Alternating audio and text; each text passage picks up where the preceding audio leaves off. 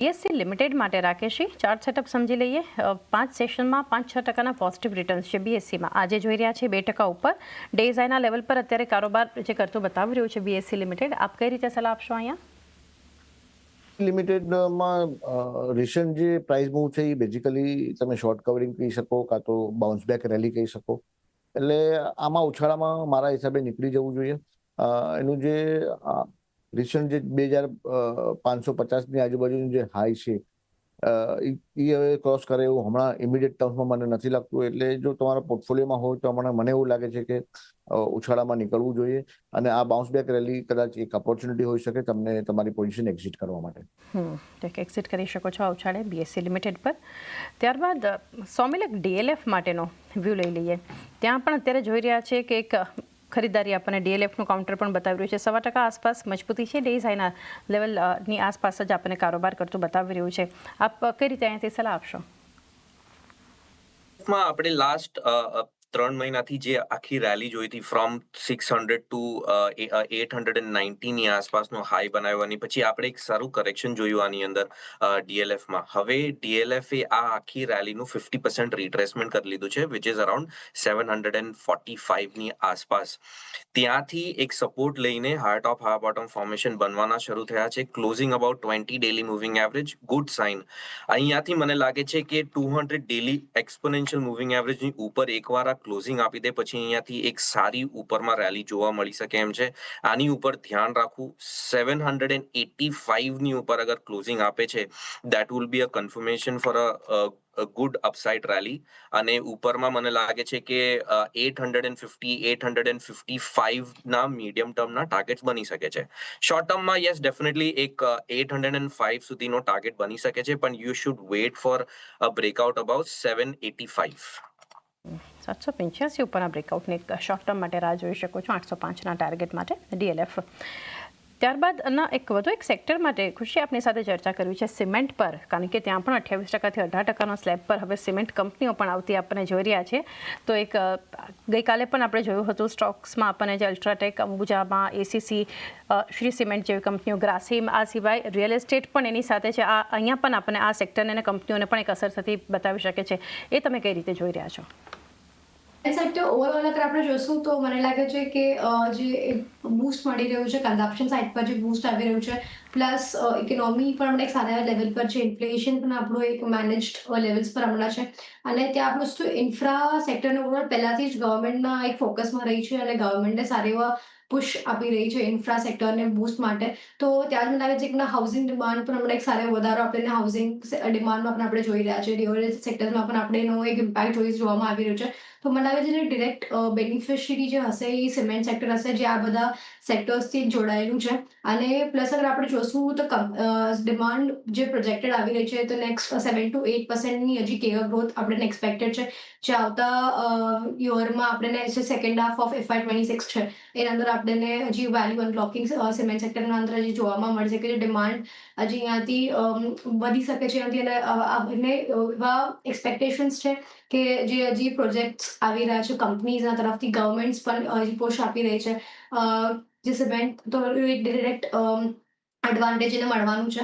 અને એ મને લાગે છે કે બધા સિમેન્ટ સ્ટોક્સ જે છે જેમ કે લક્ષ્મી થઈ ગયું, એસીસી થઈ ગયું, અંબુજા થઈ ગયું, એના અંદર પણ આપણે એક સારી એવી રેલી અને પરફોર્મન્સ ઓલરેડી આપણને જોવામાં આવી રહ્યું છે, જે મોમેન્ટમ બની રહ્યું છે સ્ટોક્સના અંદર. અને મને લાગે છે લોંગ ટર્મ વાઇઝ આપણા સ્ટોક્સને એક સારો એવો મોમેન્ટમ અને પ્રાઇસ મુવમેન્ટ આપણે જોવામાં આવી શકે છે, જે આપણે ફોકસ કરી શકીએ છીએ. લોંગ ટર્મ એક વ્યૂ ઓવરઓલ આ સેક્ટર માટે આપણને એક બનતો જોઈ રહ્યા છે.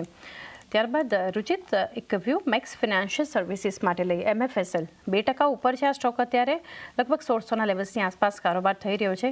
તો આપનો વ્યૂ શું રહેશે અહીંયા?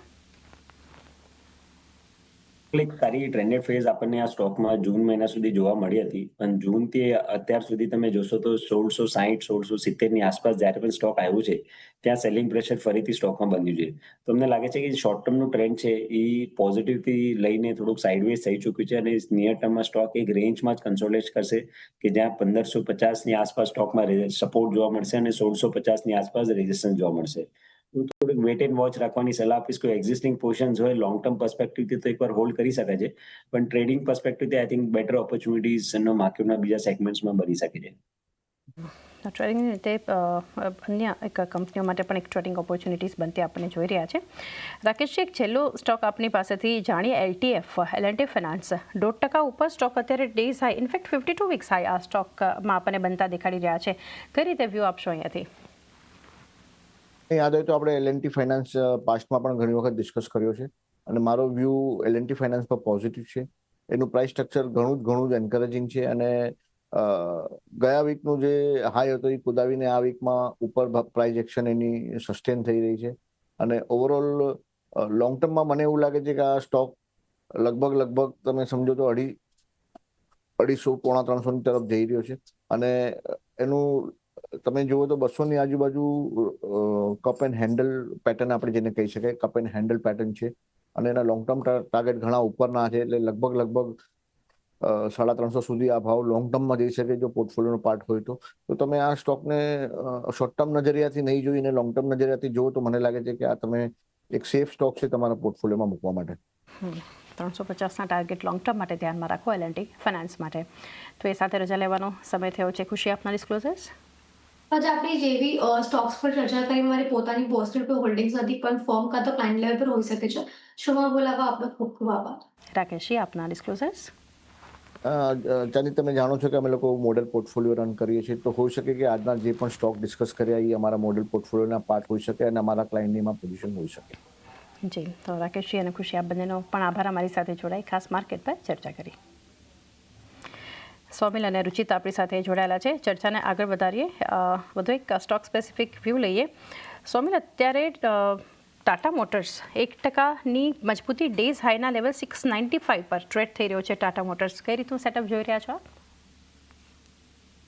ટાટા મોટર્સમાં ઓવરઓલ અગર તમે જુઓ તો 200 ડેલી એક્સપોનેન્શિયલ મૂવિંગ એવરેજની નીચે જ ચાલી રહ્યું છે for a very long time.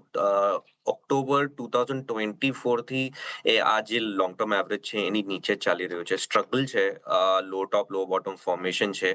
In the very short term થોડું ઘણું એની અંદર મુવમેન્ટ આવી છે કેમ કે ઓવરઓલ અગર તમે જુઓ તો જે ઓટો પેક છે એ બહુ સારું કરી રહ્યું છે and that's the reason short ટર્મમાં આની અંદર થોડુંક બસ છે. આઈ વુડ સે કે આપણે આની અંદર અવોઇડ કરીને બીજા બધા ઓટો સેક્ટરમાં જે બીજા બધા સ્ટોક્સ છે એની અંદર વધારે ફોકસ કરવું જોઈએ.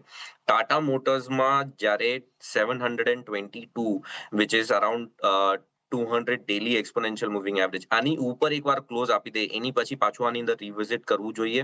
ઇન ધ શોર્ટ ટર્મ થોડું ઘણું ઉપર વયું જશે, કદાચ 700 સુધી જઈ શકે પણ મને નથી લાગતું કે અત્યારે આની અંદર કંઈ પણ ટ્રેડ લેવા જેવું છે. એકવાર આની અંદર કન્ફર્મેશન આવે એની પછી રિવિઝિટ કરીને આની અંદર એક સારી રેલી એક્સપેક્ટ કરી શકાય. વ્યૂ જોઈ રહ્યા છે આપણે ટાટા મોટર્સના કાઉન્ટર માટે. રિલાયન્સ ઇન્ડસ્ટ્રીઝ, રુચિત, લગભગ અત્યારે 0.5%ની ખરીદદારી અને આ પણ રુચિત 1371ના અત્યારે ડેઝ હાઈ પર સ્ટોક આપણને ટ્રેડ થતું બતાવી રહ્યો છે. કઈ રીતે આપ વ્યૂ આપશો? રિસેન્ટલી બ્રોડર માર્કેટની સાથે સાથે એક સારું કરેક્શન આપણને પાછલા 1.5 મહિનામાં સ્ટોકમાં જોવા મળ્યું છે અને કરેક્શનની બાદ સ્ટોક હમણાં ફરીથી એના મિડ ટુ લોંગ ટર્મ સપોર્ટની આસપાસ આવ્યું છે. એટલે પોઝિશનલ પર્સપેક્ટિવથી જો તમને આ સ્ટોકમાં પોર્ટફોલિયોમાં લેવું હોય સો આઈ થિંક કરંટ લેવલ્સ ઉપર ડેફિનેટલી રિલાયન્સ ઇન્ડસ્ટ્રીઝમાં ખરીદારી કરવી જોઈએ. 1340-1330 આ સ્ટ્રોંગ સપોર્ટ, 1340 થી 1320 આ એક સ્ટ્રોંગ સપોર્ટ ઝોન છે અને જ્યાં સુધી આ સપોર્ટ ઝોન ઇન્ટેક્ટ છે ત્યાં સુધી પ્રાઇસ રેન્જ ડાઉનસાઇડ ઘણું લિમિટેડ લાગી રહ્યું છે. એકદમ અગર તમે 1 થી 2 દિવસના પર્સપેક્ટિવથી જોઈ રહ્યા હોય તો ટ્રેન્ડ થોડુંક સાઇડવેઝ છે પણ જો પોઝિશનલી સ્ટોકમાં તમને ખરીદારી કરવી હોય તો આ જે લેવલ્સ છે કરંટ લેવલ્સથી લઈને 1320 સુધી આ ઝોનમાં સ્ટોકમાં એક્યુમ્યુલેશન કરવું જોઈએ. 1340-1320ના ઝોનમાં એક્યુમ્યુલેટ કરી શકો છો રિલાયન્સ ઇન્ડસ્ટ્રીઝ પર. અને રિલાયન્સ પર આપણે ચર્ચા કરી છે તો સ્ટાન્ડર્ડ ડિસ્ક્લેમર તમારી સ્ક્રીન પર છે. આગળ નજર